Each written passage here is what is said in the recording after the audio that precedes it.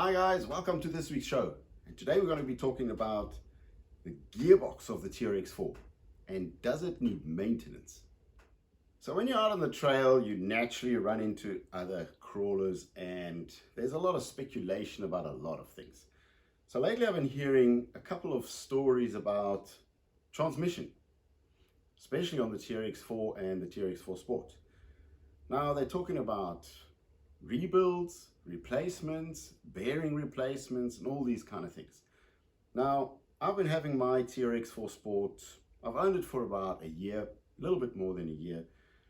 What I'm going to do, I'm going to show you guys, I'm going to take the transmission out, open it up, and let's see what condition it is in and what it needs to maintain it.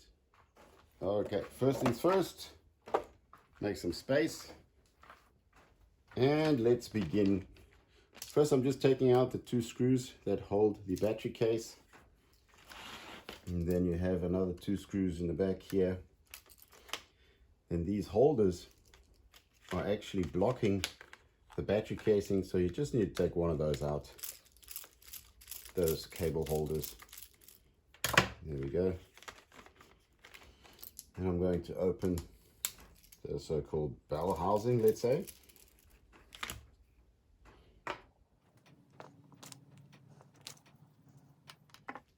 Then I'm just going to take the ESC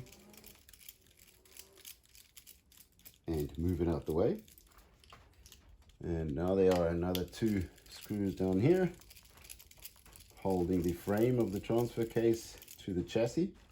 And the other one is on the other side, down in there.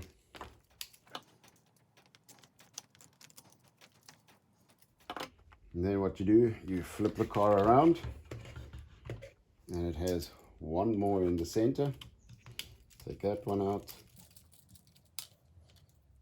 Then once the gearbox is loose or the transmission is loose, you have to remove this little screw down here that holds the prof shafts on the main shaft.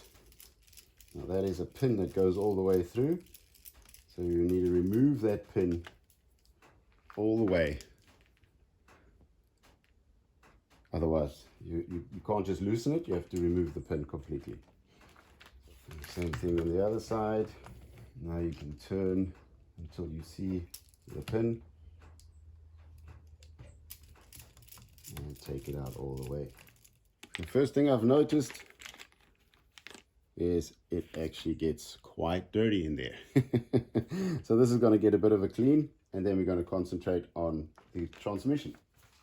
Let's dust this off a little bit so it's a little bit more presentable. So spinning the transmission, I notice everything running free. People are saying it makes a little bit of noise when it gets a bit older. Yes, it makes noise, obviously, but in my eyes, that's not a concerning noise. But let's look inside and let's see what we find. First, I'm going to undo the three screws in front.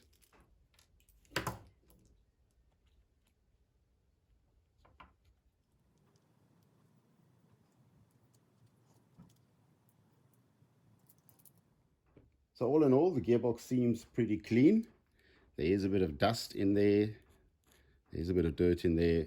So we will clean it out and put new grease in. There are these two little shims that sit on top of the bearings, giving it just a little bit of space to run between the housing and the actual gear. Next step is I'm going to undo the back screws and we're going to look into the main housing. There are three screws in the front and there are two screws in the rear.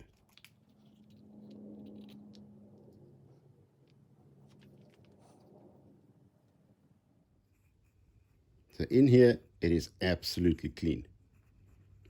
It's just the front housing that is a little bit dirty.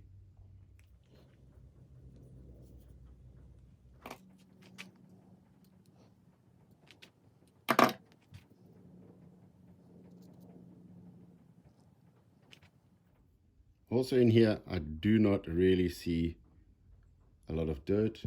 This is all still very clean grease. So all I'm going to do is re-grease it and put it back together. I also don't see any wear and tear on the casing. The casing is absolutely fine. So after a year's hard work, this transfer case can definitely take a lot. Okay, so on this side, I'm just going to close it again. I'm just going to clean this a little bit and give it a dab of grease. So I've cleaned it out. You can see there's no wear and tear on the casing. The bearings still sit perfectly, so there's not a lot to do on this one. Just going to add some grease to the bearings.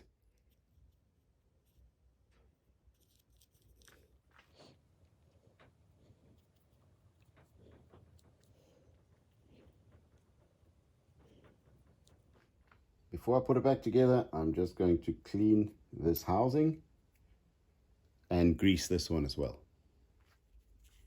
And even on the outer lid of the housing, there is no wear and tear whatsoever.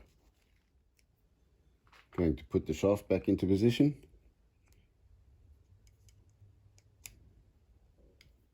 So after running a couple of checks on the bearings to see if maybe the bearings are starting to wear out, they are still in a perfect condition after years of driving, and the car has been driving quite a lot on the channel. It's gone on a couple of adventures.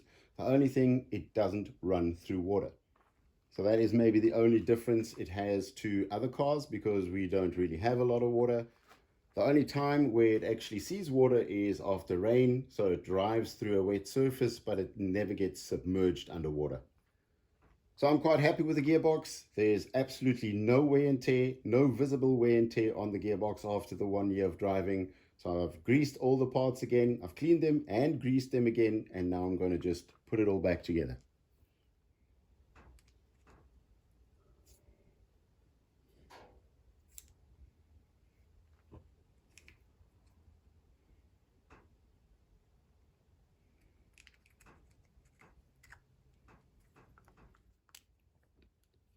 I don't tighten this very hard. I just notice that it starts to get a little bit of tension, and then I just give it a few clicks more.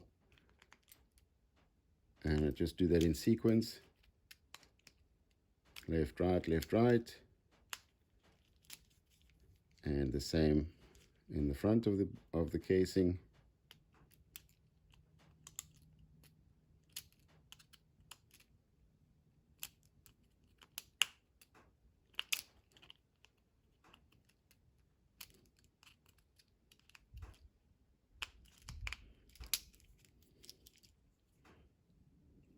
And obviously making sure everything runs freely. Now with the output shafts, don't forget to add the shims. Place them over the bearings.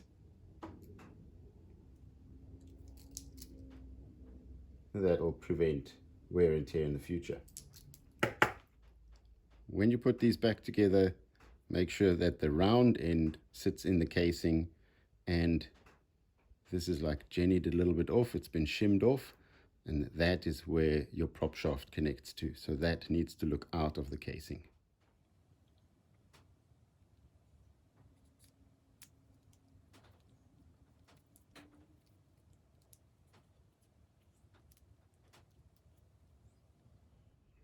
Once that sits in place, just give it a little bit of a test.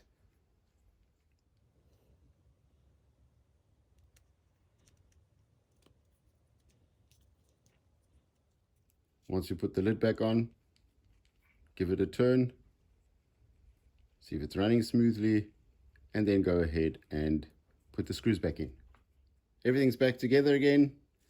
Screws have been tightened, not too tight. And the only thing I notice now, it's a little more quiet than it was before.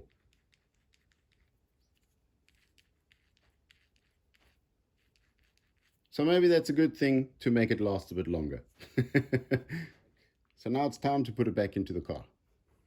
Bit of a difficult part is lining up the holes from the output shaft to the actual prop shaft. How you do that is you can turn the actual gearbox and keep looking until the two holes line up. Once they line up,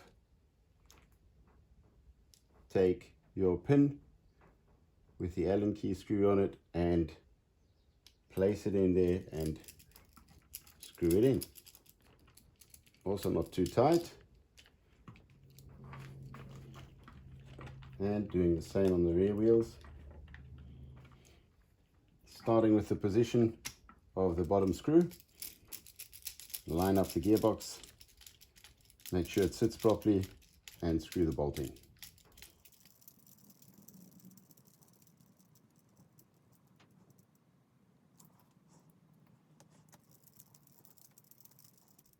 Now putting the motor back into its position, you slide it into this groove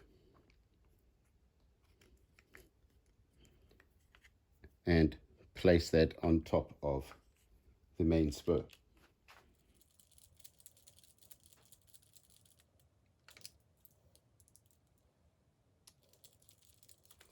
Once it's all tightened up, give it a push. See that everything's running freely, and then you can mount the ESC back on.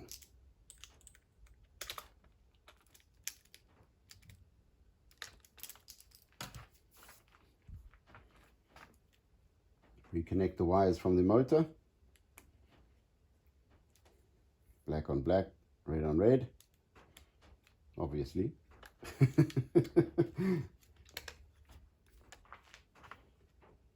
I cut the cable tie off. Now I'm going to take one of these little clips that come with the ESS Dual Plus. It's a little clip from 3M which can reopen at any time. So I'm just going to place one of these in there, make it easier for future maintenance. I'm going to put the battery holder back in, turn the car on. Let's just run a little test that everything runs freely, the prop shafts and the gearbox.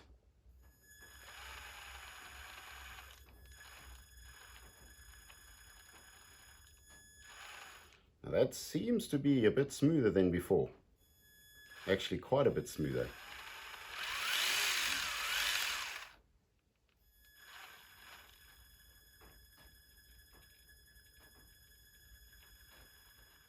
Now after doing that bit of cleaning and greasing, the car really is noticeably slower and easier to control in the really slow crawl.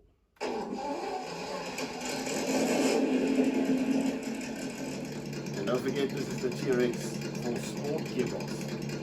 It doesn't have 2 gears.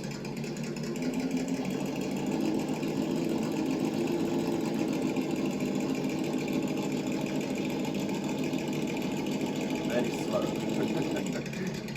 That is really smooth.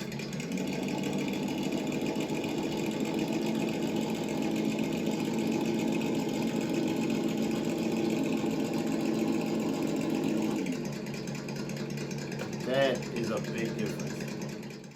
So let's sum it up. There's absolutely nothing wrong. There's no wear and tear. There's nothing wrong with the bearings. They are not worn out.